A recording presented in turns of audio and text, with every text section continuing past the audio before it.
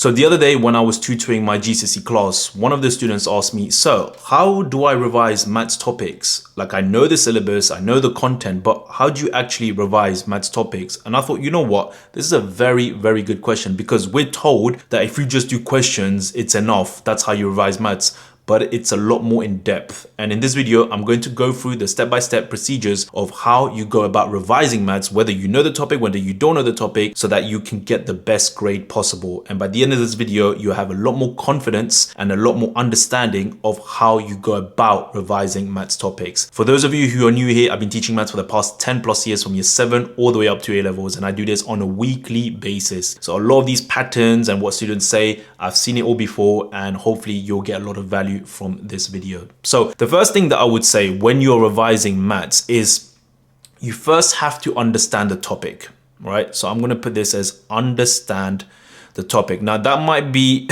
contrary to popular belief, as they would say, is they would normally people say, oh, go and do papers, because if you go and do papers, again, whether you're in A levels or GCSE, if you do papers, you'll know the questions and you'll get a better feel, and then you can revise from there. I would say yes and no, because, and the reason why I say this, and I'm gearing more towards a no, is if you don't understand the topic and you're trying to do a question, an exam question, and you have no foundations on that topic, you're wasting your time. You're wasting your energy, because you're now trying to reverse engineer and trying to work this out without having any fundamental understanding of what the topic is. So again, for example, if I say, okay, solve this equation, and I say, I don't know, let's say x squared minus 5x minus 10 equals 0. And I say solve it using quadratic formula, right? But you've never done quadratic formula. So you're going to be thinking, okay, what the heck is quadratic formula? Oh my gosh, now I need to go and do quadratic formula for me to solve it. So you might be thinking, okay, let me go and search this quadratic formula, and then let me see an example, and then I'm going to do it there, and then that's it. No. I would say that's not going to be an efficient way of you understanding the topic, because what you're doing here is you're trying to memorize. When I say you understand the topic, the way I break this down is you first go and see an example. Go and look at a worked example. Worked example. Or it could be from your tutor. It could be from your teacher. It could be from a video. Go and first look at this step by step. First understand, see if you can understand the steps. Once you've understood the steps, that's step 1. Step 2 is you want to go and do 2 to 3 questions to start off. So 2 to 3 questions. So once you've looked at the example, now you're going to say, okay, let me go and do 2 to 3 questions based on what I've understood. And the reason why you do this is because it's going to test you how much you actually understood the topic when you were looking at the example. This is why it's so important. With the students that I tutor on a weekly basis, I always, when I teach at the beginning, I don't just give them questions, I give them examples. It's so important. Whether they're in year 7, whether they're in A levels, I do the same procedure with everyone. I first give 2-3 examples and I walk them through it step by step before giving them any questions. And the reason why is because it's new, they need to first register all these things. They're not going to understand it the first time, which is fine. I'm not expecting them to. And I don't expect you to understand it the first time. But what you're doing is you're now acclimatizing to something new. So by you going and looking at a worked example and then going to 2-3 questions, you're now going to start getting more familiar with this topic. So again, if we just go back to our example of quadratic formula, right? So if I say, okay, x squared minus 5x minus 3, and we say we're going to use this quadratic formula. Now you first need to understand, okay, the quadratic formula is x minus b plus and minus square root b squared minus 4ac over 2a. So that's the formula, right? And then you need to understand how to use that formula. Then you need to understand, okay, how do I find a, b, c? And then when I put this in here, how do I use my calculator to solve this? Can you see the steps, right? I'm really breaking it down, but you can use this for any topics in maths, A levels, GCSE. Once you've done that, and then you go and test yourself to 2 to 3 questions, go and now see, okay, did I get the question right? Did I get it wrong? And then you're going to obviously see the ones that you got it wrong. So if you got it wrong, if wrong, go back and look at where you went wrong. And look at where you went wrong. And this is very important.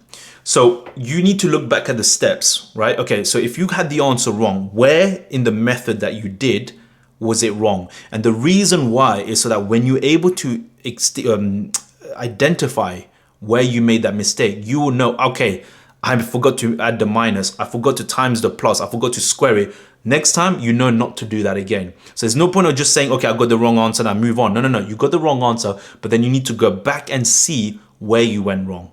Now, what if that's the case, so you've got 1 or 2 wrong, the next step I would say is then go and do another 5 questions. And again, what you're doing, as I'm sure you're probably starting to see, it's a pattern, it's a cycle. So if you're getting it wrong, you then go and do another 5 questions. And again, if you notice, I'm not saying go and do 20, 30, 50 questions like most people would say. No. Because the reason why is if I tell you to go and do 30 questions, number 1, you're going to be demotivated. Number 2, you're going to say it's a lot. And number 3, you're going to be like, you know what? This is hard. I don't want to do it. But if I say go and do 5 questions first, you'll be like, okay, 5 questions. It's not that hard. I can do it. And then once you start to see where you're getting right and wrong, and you start to see, okay, you're going to be more inclined and more motivated to go and do more questions, because the question selection is small. The volume is small to start with. And that is so important. So once you've done those questions and now you're starting to get it right, then you say, okay, I've understood the topic. You want to now challenge yourself a bit more, right? So go and now do, so the step 5, I'd say, now say, okay, I want to do some challenge questions. So questions that is going to make you think outside of the box. And I do this weekly with my class, with my tutoring class. I do this all the time. I give them the basics, I build it up. And then once they have understood this, I'm like, okay, now I'm going to change the question. So I would say, for example, as a this equation, I'll say x squared minus 5x minus 3. I'll say now, okay, solve this using quadratic formula. And I'll put something like this: x minus 1 squared over 3 equals 5. Again, you just build it up, right? I'm using a basic example here, but I'm just building it up. And the reason why I'm doing this is because I want to test their understanding. It's so important not just to okay, do quad formula and then that's it and move on. You want to test, because in the exam, if they give you a question that's completely different that you've never seen, you're going to struggle to do it because you've never done it before. You never challenge yourself. I always challenge them. And again, I don't expect them to get it right.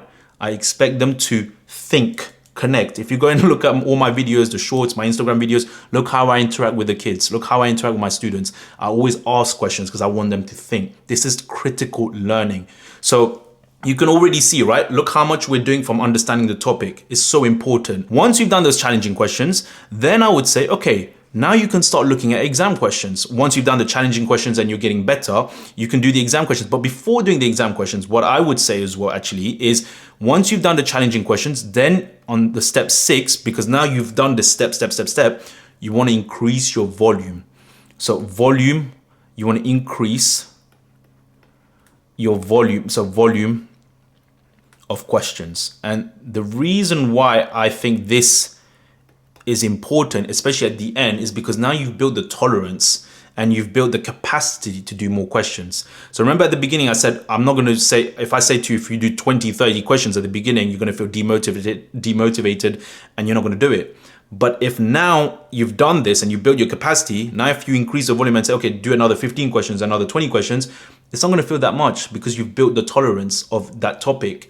And I've written books. For those of you who don't know, I've written, I think, about 9 books, right? And in those 9 books, you can see on the link, it's all there, it's not just generic questions. I start with the basics. And then for each of these topics, I challenge that topic. I go hard on the question. So it makes you think. It's got the answers as well, so you can check it as well. But that's how I do it in my class. So those books are not your generic kind of, here's a question, solve it. It's, you start with the basics, then you can start to see the complexity and the challenging part of the questions as we go deeper and deeper. And that is all to test you and see how much you can understand. Because the students that do the books and the questions from the books, when they do the exam questions are very easy because my books are a lot more challenging, but that's intentional. So once you've done that, so when I say increase volume of questions, I would say then go and do another 15 to 20 questions here for that topic.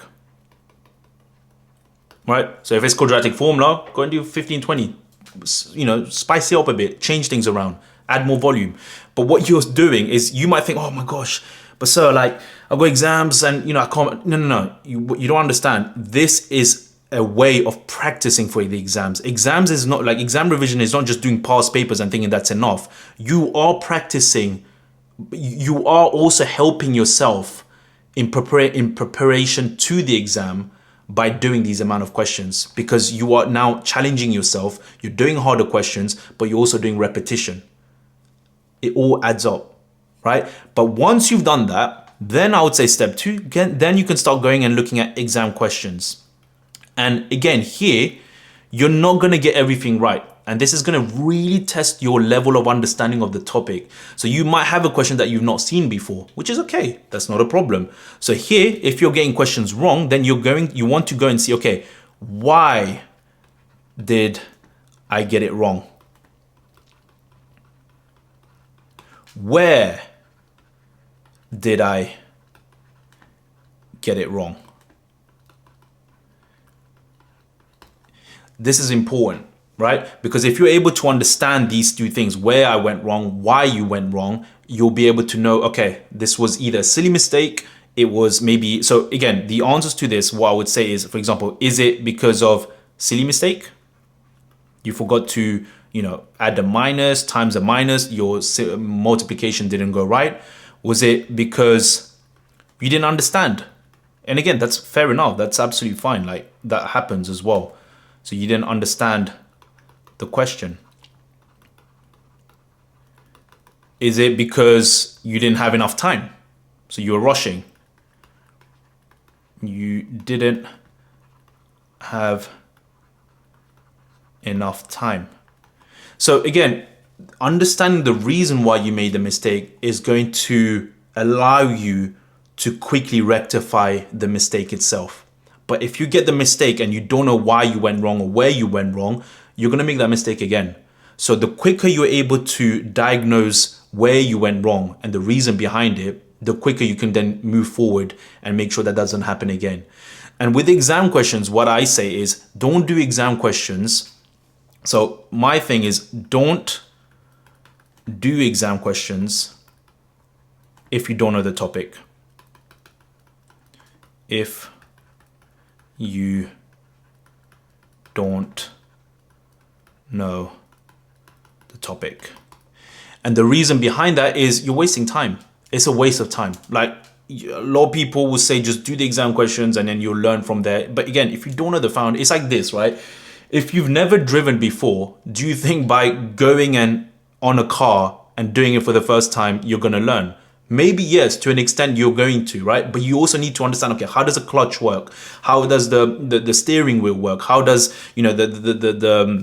the accelerator, brake pedal work? Like, when do I, like, you need some sort of foundational understanding. You can't just go in. I think that's a bad analogy. I would say that even a better analogy is, learning to run before you know how to walk. Yeah, you're not going to be able to run straight away if you don't know how to walk, right? So you've got to first master the basics of walking before you can run.